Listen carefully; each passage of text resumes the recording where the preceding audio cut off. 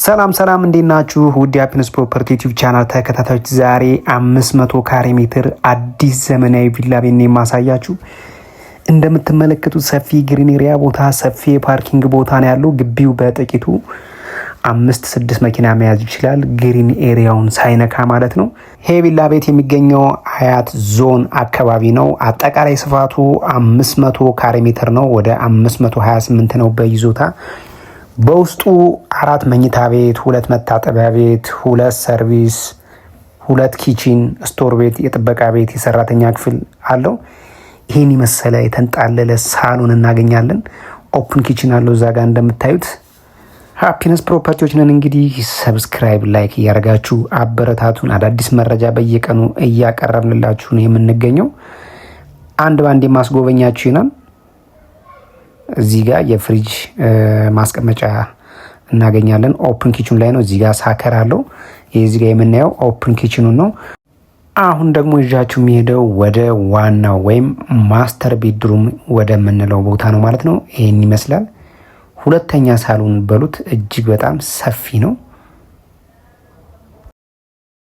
ይህን የመሰለ ቁም ሳጥን፣ ልብስ መቀየሪያ እናገኛለን። የሴቶችና የወንዶች የተከፈለ በግራና በቀኝ በኩል አለ ማለት ነው።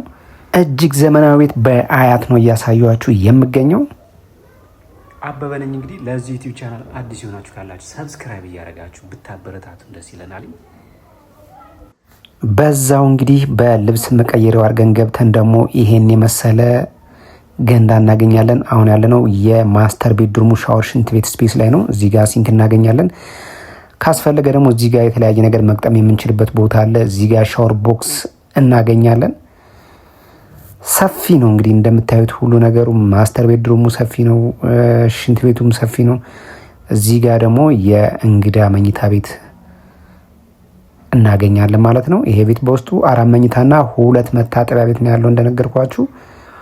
እዚህ ጋር ደግሞ 3ኛውን መኝታ ቤት እናገኛለን። ቁም ሳጥን የተገጠመለት ነው እንደምትመለከቱት።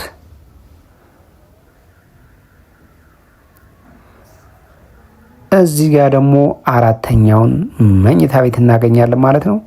ይህም ቁም ሳጥን አለው። አንዱ መኝታ ቤት ብቻ ነው ቁም ሳጥን የሌለው። እዚህ ጋር ደግሞ የማስጎበኛችሁ የ3ቱ መኝታ ቤቶች የጋራ ሻወር ሽንት ቤት ነው የምናገኘው ማለት ነው። እንደተመለከታችሁት እንግዲህ በቆንጆ ሁኔታ የተሰራ ቤት ነው። አሁን ደግሞ በፊት ለፊት በኩል ወደሚገኙት የጥበቃ ሰራተኛና ሰርቪሶች እና ትራዲሽናል ኪችን ነው ይዣችሁ ሄደው ማለት ነው። እዚህ ጋር እንግዲህ አንዱ መኝታ ወይም አንዱ ሰርቪስ አጋጣሚ ቁልፍ ስለሆነ ነው መኝታ ቤትና ሳሎን ነው ያለው። አጋጣሚ ቁልፍ ስለነበረ ላሳያችሁ አልቻልኩም። እዚህ ጋር የምንመለከተው ደግሞ ትራዲሽናል ኪችን የምንለው ወይም ባህላዊ ኪችን ይህን ይመስላል።